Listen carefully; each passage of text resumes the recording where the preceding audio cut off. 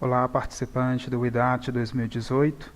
Meu nome é Max e eu quero apresentar esse trabalho que a gente submeteu para o evento, Revolução Científica, Reflexões para uma Teoria Crítica da Ciência dos Dados. É um trabalho meu e da professora Simone Duflo, que deixo aqui as apresentações, né? Professora Simone, doutora em Ciência da Informação pela UFMG, eu, Max, doutorando em Gestão e Organização do Conhecimento, também pela UFMG, e ficam aqui os nossos contatos.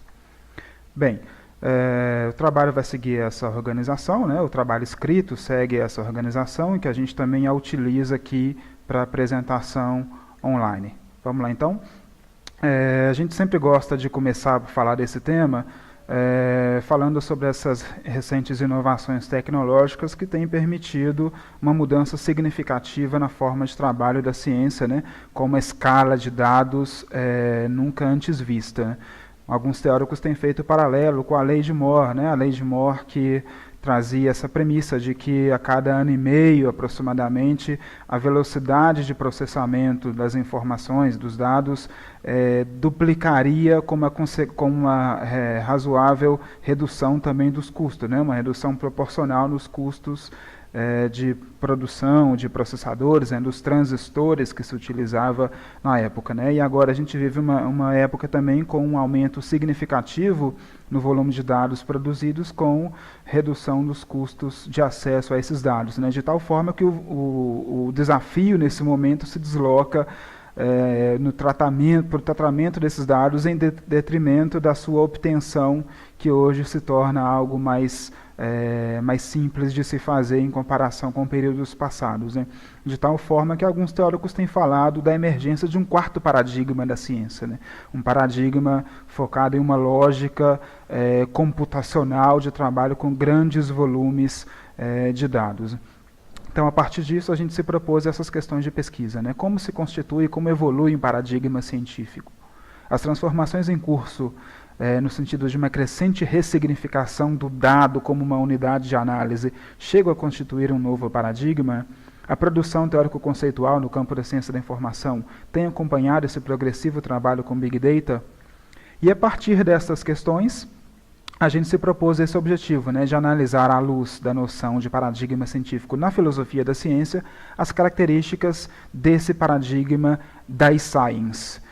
E fizemos isso, né, em um trabalho eminentemente de revisão bibliográfica, né, em que a gente se fundamenta muito na obra desses dois teóricos pós-popperianos, né, o Thomas Kuhn e o Imre Lakatos, né, dois teóricos que abordam a questão da evolução ou progresso da ciência, né. Então, primeiramente, a gente fala dessa noção do quarto paradigma, né? Ele surge aí na primeira década do ano de 2000, desse século, né? 21, e um dos trabalhos mais significativos nesse sentido é o trabalho do Jim Gray, né? Que concebe uma ciência intensiva de dados efetivamente como um novo paradigma, sendo primeiro um paradigma da ciência empírica, depois uma ciência teórica, computacional, e agora já seria uma ciência baseada em dados, né, resultante dessa exploração de dados que são capturados da natureza, né, ou gerados por simulações, por experimentos, sempre com suporte computacional. Esse paradigma, né, na perspectiva de Jim Gray, ele seria caracterizado, né, entre outros, por esses elementos, né, uma comunicação científica que já não se restringe a comunicar resultados, publicações finalizadas, mas também dados de pesquisa ainda em construção, né, dados primários, de tal forma que outros pesquisadores possam também, a partir desses dados, fazer suas simulações, testar hipóteses, tentar refutar ou não, né, aqueles resultados, poder fazer um trabalho de tentativa de falseamento desses dados. Bibliotecas digitais, que podem experimentar novas formas de publicações, inclusive dados brutos.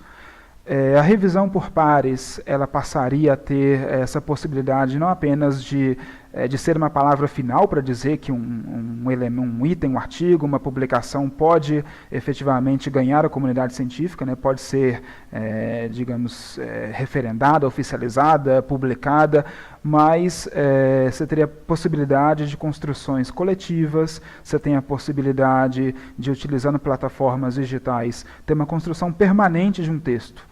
Né? Ou seja, não é porque eu já recebi uma aprovação dos pares que esse texto está pronto, está bom.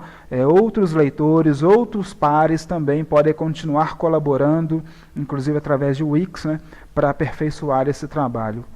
A internet passa a estar cada vez mais controlada por ontologias, vocabulários controlados e outras formas aí de trabalho propostas, né, ou providas, digamos assim, pela ciência da informação. E a colaboração entre pesquisadores também passa a ter muito mais possibilidades. Né. Nessa mesma linha, no Brasil, o Luiz Fernando Sayão e Priscila, se não me engano, eles são dois dos teóricos mais conceituados nesse sentido de uma reflexão acerca da e-science, né? E eles atuam sobretudo numa perspectiva de pensar uma infraestrutura para e-science e novas possibilidades para bibliotecas de pesquisa, né? Bem, a partir dessa caracterização muito sucinta, muito breve, né, e a gente traz mais elementos no trabalho escrito, a gente quis pensar, né, o que os filósofos da ciência pensam de um paradigma científico, né, até para a gente analisar até que ponto que a science pode ser caracterizada efetivamente como um quarto paradigma. Né. Então a gente trouxe aqui as noções do Thomas Kuhn e do Henri Lakatos. O Thomas Kuhn ele traz vários conceitos importantes para a gente compreender a evolução dos paradigmas científicos. Né. E a primeira noção é justamente a noção de paradigma, que para o Kuhn é um mapa, um roteiro, através do qual os cientistas, dentro de um determinado campo, atuam, né, e elaboram propostas para a solução de problemas daquele campo de pesquisa. A noção de enigma, né, problemas que o paradigma permite resolver e faz avançar aquele campo do conhecimento. Anormalidades, problemas persistentes, né, que meio que se recusam a ser resolvidos pelo conteúdo já provido pelo paradigma. Né, são elementos que desafiam as regras existentes naquele momento. Isso introduz também a ideia de crise, né, que é justamente essa desconfiança num paradigma a partir justamente de um excesso de anormalidades, de elementos que aquele paradigma não dá conta de resolver. E a noção de revolução científica, que reside nessa ideia de uma ruptura, e nisso o Thomas Kuhn marca uma ruptura também com o pensamento anterior a ele, sobretudo o pensamento do Karl Popper, né, que enxergava a possibilidade de uma evolução gradual na ciência. O Thomas Kuhn não, ele fala de rupturas abruptas, né, efetivamente de revoluções. Ele entende que na ciência o progresso se dá dessa forma, né, através de revoluções muito realmente marcantes. Né, e alguns exemplos clássicos aí para balizar essa perspectiva, né, essa disputa entre geocentrismo, né, e heliocentrismo. Então passa-se de uma visão em que a Terra era o centro do mundo, ou do universo, para uma visão em que não, a gente tem, na verdade, o Sol como centro de um sistema solar, de uma galáxia, e vários outros cosmos, várias outras estrelas, planetas, né, orbitando aquele corpo, né, que seria o Sol. Também nessa perspectiva do criacionismo e do evolucionismo, né, nessa passagem de uma perspectiva de que um ser criou tudo, para uma perspectiva já darwinista de que não, na verdade, houve um processo de evolução que durou milhões de anos, né, para se chegar, para as coisas chegarem até o grau, o status em que estão hoje. Né. Então a gente tem uma ruptura brusca na forma de concepção do mundo e da forma como as coisas evoluiriam, né, conforme cada perspectiva. O Henri Lakatos, ele traz, né, de novidade em relação, ele partilha de vários elementos convergentes em relação à teoria do Kuhn, mas a gente quis destacar aqui a ideia de programa de pesquisa. Né, então ele percebe a ciência como organizada em torno de vários programas de pesquisa, né, que oferecem regras metodológicas, um corpus teórico também, que baliza ali o trabalho do cientista. Né. E ele entende que o crescimento da ciência acontece por meio da competição entre programas de pesquisa rivais, e essa noção de que todo programa de pesquisa possui um núcleo rígido, né, um núcleo duro. A gente tem várias traduções diferentes aí para esse conceito, mas sempre um núcleo duro que consiste nas ideias fundamentais daquele programa de pesquisa, né? São um conjunto de construções que não pode ser refutado, porque senão implicaria numa crise aí para todo esse programa de pesquisa, né? E em torno desse núcleo rígido, dessas ideias fundamentais que constituem um programa de pesquisa, estaria um cinturão protetor, né, composto aí por teorias, hipóteses ad hoc, né, ou hipóteses auxiliares, que podem ser refutadas, que podem ser falseadas, sem maiores problemas para o programa como um todo. Né, inclusive ideias ou teorias que vão surgindo ao longo do tempo, até para dar conta de novos problemas que vão sendo identificados por aquele programa de pesquisa. Bem, então, a partir dessa breve revisão de literatura, né, a gente traz para a discussão, né, algumas ideias, principalmente no sentido de enxergar o mundo da prática, né? Então a gente percebe que esse fenômeno do trabalho com grandes dados, ou a science como um fenômeno do mundo da praxis, ele é inegável e de fato, tem conseguido de fato aglutinar uma grande comunidade de pesquisa em torno desse conceito, desse paradigma, né? Tanto inclusive esse evento, né, que a gente está participando é uma comunidade de pesquisa que tem já realizado aí ao longo dos últimos anos não só pesquisas de cunho teórico quanto prático, né, o que evidencia que esse fenômeno está aí, precisa ser discutido, né.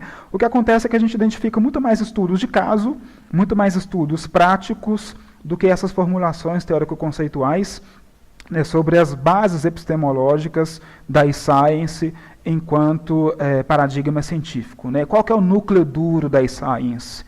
Quais são as suas teorias de suporte, né? A gente pode caracterizar aquelas ideias propostas pela Jean Grey como sendo um núcleo duro, né? Elas constituem um fundamento sólido, e se algumas dessas ideias começam a ser refutadas no futuro próximo, né? O que a gente tem? É uma crise para esse programa de pesquisa ou para esse paradigma? Ou, na verdade, parte daquelas características seriam proposições auxiliares, ideias de suporte, que podem ser refutadas sem maiores problemas, né? Falta um pouco isso, falta um pouco dessas discussões. Tentativas, né, de refutação ou críticas à science já existem, né, sendo Martin Fouquet um dos mais expoentes críticos, né, e muito cético em relação à possibilidade de o Big Data produzir uma lógica universal de descobertas científicas que possa ser amplamente aplicada a diversas ciências, né.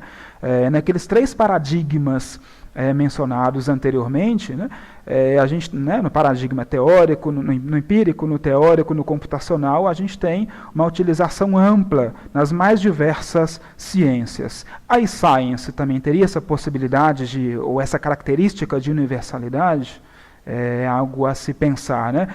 O Martin Fouquet também é bastante cético em relação à possibilidade dessa forma de science produzir conhecimento através da análise de muitos dados, que consiste numa forma, sobretudo, um método, sobretudo, indutivo de produção de conhecimento. O Fouquet é muito cético em relação às possibilidades disso produzir conhecimento novo, porque ele entende que os nossos pré-conceitos, pré-juízos, na hora de analisar dados empíricos, ele já implica aí uma visão de mundo que pode distorcer a nossa análise.